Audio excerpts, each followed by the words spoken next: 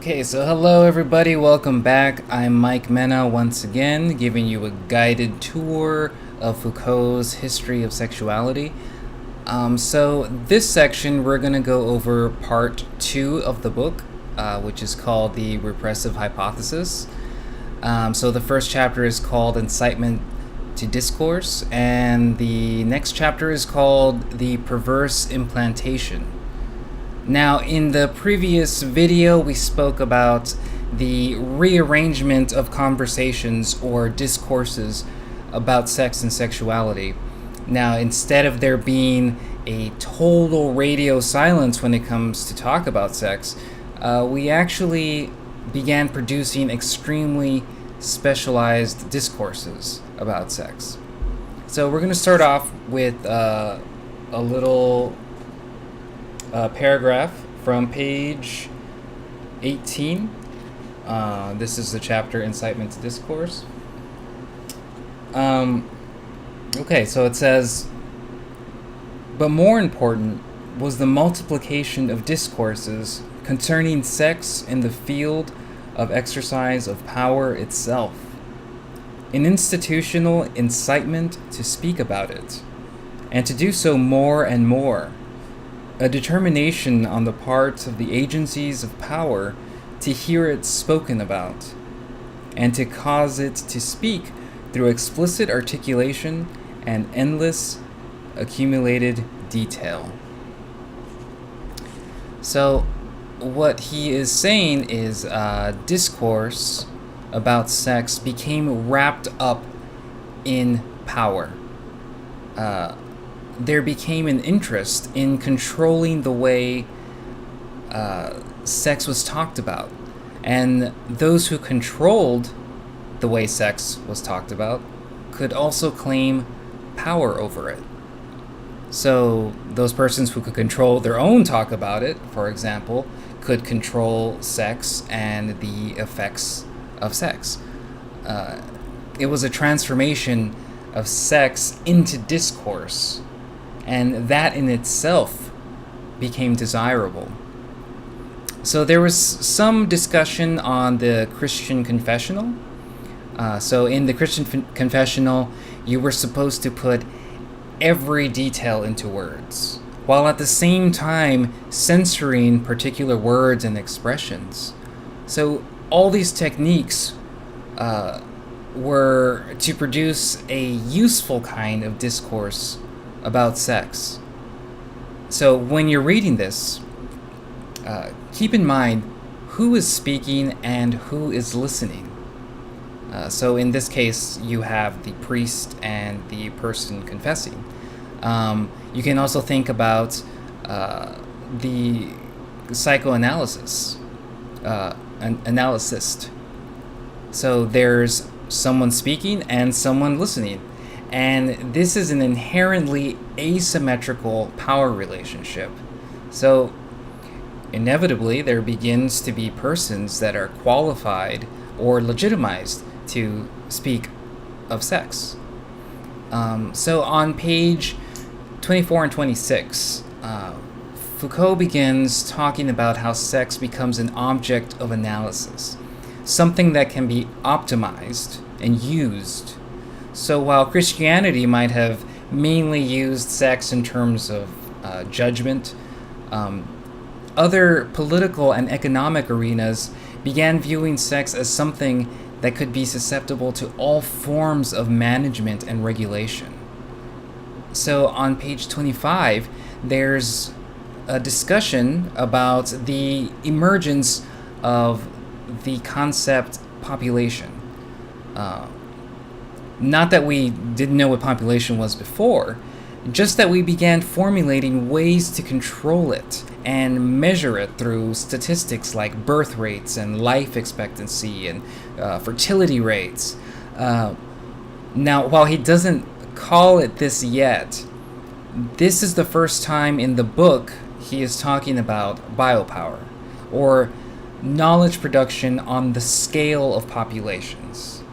And we'll talk about this much more in the last chapter or the last video of this series. But what's important to note right now is as a society, we have begun to think about what sex can be used for. This is definitely not repression. There is not a great movement toward asceticism or anything like that. We're now only beginning to imagine what sex can be used for. Now, at this point of the book, Foucault talks about a couple different places where discourses about sex were seen to manifest themselves. In psychoanalysis, with Freud's 3 essays on sexuality, which is there's a pretty lengthy discussion about infantile sexuality. There's a bit of a discussion about the sexuality of children at school and the role of parents and teachers and who's supposed to teach what. And most famously, his story about the simple-minded guy who would, this was in the 1800s, he would pay underage girls or minors for sexual favors. Now, here notice that I use the word minors, which is the legal language of today. The idea of underagedness, right? So these expressions of law and morality did not exist back then in the way they do today. And apparently what this guy was doing was kind of an open secret in town. Only after someone reported it did the guy, get locked up and institutionalized because people started thinking there was something wrong with him. Now, Foucault does kind of play it off as though child molestation is not a serious thing.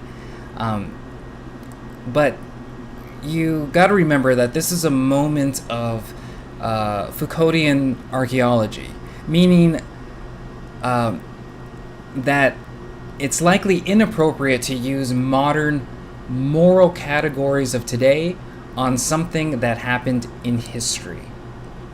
So hence the dismissive language he uses.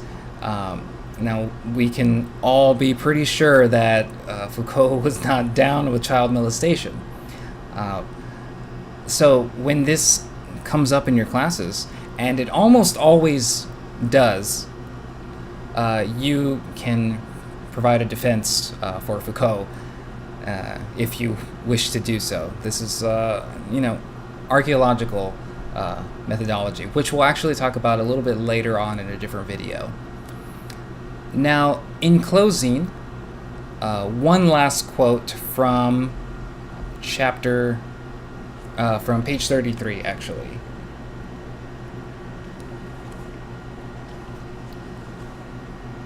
So it's the first line of the first full paragraph.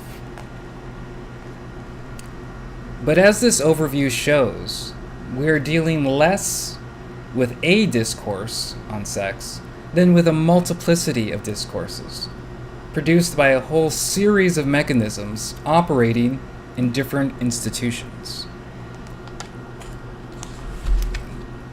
This is important because he is saying that there were many discourses produced by many institutions. Now, with Foucault, there is never a centralized power that is capable of enforcing anything and everything autonomously. So, one institution, like medicine, alone could not have solely been responsible for spreading the belief that we're oppressed, for example. Power instead operates through capillaries, which is a word that'll come out later. Capillaries, an infinite amount of smaller moments of power. So there are medical institutions, but within those institutions, there are researchers and there's doctors, and there's patients, all of whom must subscribe to this form of knowledge to make it true. The next chapter, titled The Perverse Implantation, within the first few pages, Foucault covers a lot of ways law, and in particular medicine, became involved in creating all these different categories of perversion. Almost anything and everything could be classified as some kind of perversion, and there was all sorts of perverts that came into being that now are assumed to be something that truly exists, or something that's true. So while laws, for example, worked to punish, to say no in a negative form of power, if you remember from the last video, a negative form of power, it was also productive or positive in that it produced all these new forms of criminality. And we always have to keep an eye out when Foucault talks about positive or productive power, because this is what he's most interested in. So while medicine was involved in the locking up of people, the negative power, they would also study these people and produce knowledge, the productive power. And they'd produce more and more discourses about sex. Now on page 49, or the last two paragraphs of this chapter, offers a really clear overview about the productivity held within all these new classifications, this new taxonomy of perversions and kinds of perverts. Now, this power in defining all these forms of pleasure then in turn becomes pleasurable as a point of power. And there is, of course, something pleasurable about subverting that power, and those subversions then intensify the need for better knowledge and better regulation about those pleasures. And so the circle begins again, or rather produces itself and reproduces itself, or in Foucault's words, creates a perpetual spiral of power and pleasure. That's on page 45.